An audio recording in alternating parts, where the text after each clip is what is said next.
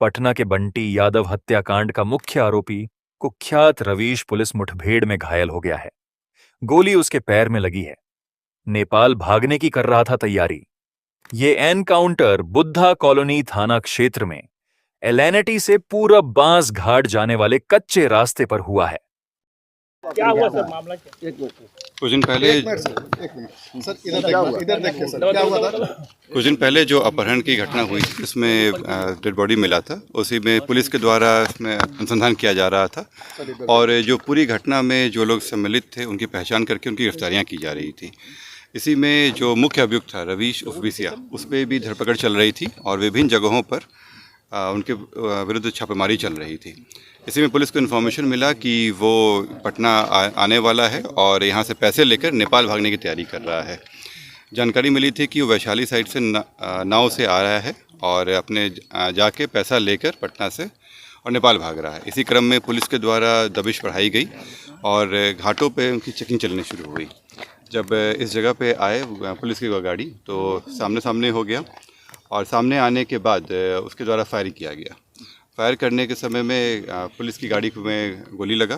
Police के द्वारा उनको रोका गया परंतु वो नहीं माने और फिर फायरिंग करने की कोशिश की।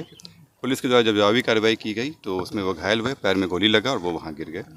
तुरंत ही पुलिस के द्वारा उनके हथियार को हटा दिया गया और उनको इलाज के लिए भेज दिया गया है।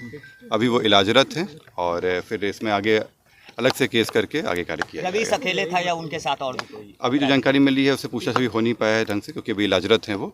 जैसे जानकारी मिली आप लोग अवगत कराया जाएगा। कितने राउंड गोलियां चली है पुलिस की तरफ से और अपराधी की तरफ? उन लोगों की तरफ से एक गोली चलाई गई है, दूसरी गोली चलाया जा रहा था वो। क्या क्या बरामदगी है? बता रहे हैं आर्म्स जो उसके द्वारा हथियार का इस्तेमाल किया गया था वो बरामद हो गया है यहाँ पे।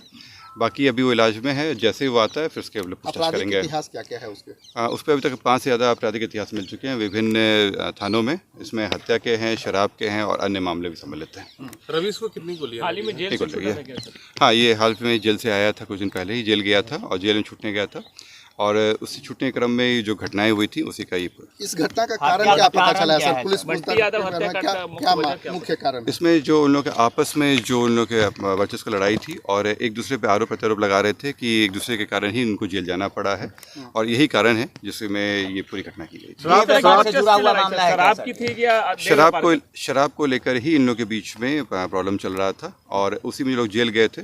जो रवीश भी गया था जेल, वो शराब के मामले में गया था और इसी को लेकर दोनों के बीच में प्रॉब्लम चल रहा है। शराब का सिंडिकेट खड़ा कर रखा था रवीश ने। सिंडिकेट तो नहीं कहेंगे लोग, लेकिन शराब के लोग कारोबार में लगे हुए थे और इनका आपराधिक इतिहास भी बताता है इस तरह का कि पूर्व में भी रहे हैं और इसी कारण से इनकी पूरी घटना हुई।